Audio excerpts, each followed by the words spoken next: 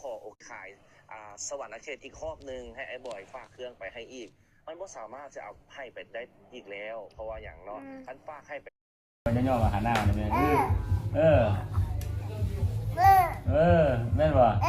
โมเมนแม่นเหรอโมเมน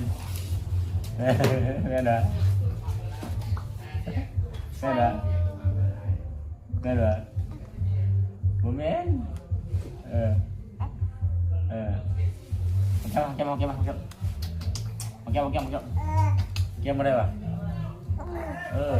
ได้ป่ะอะไรอ่ะ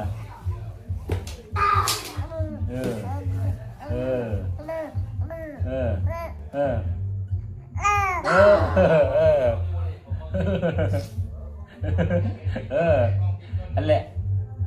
แม่นแล้วก็เกินแบบแม่นแล้วรู้ยันเบาดิอันแหละ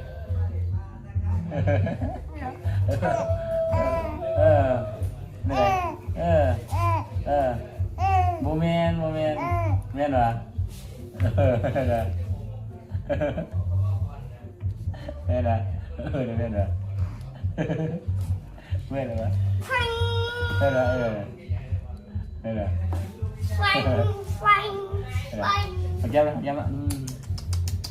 จับไอ้ยุ้ยเหนื่อยพอวะมาลงมาดิพอดิ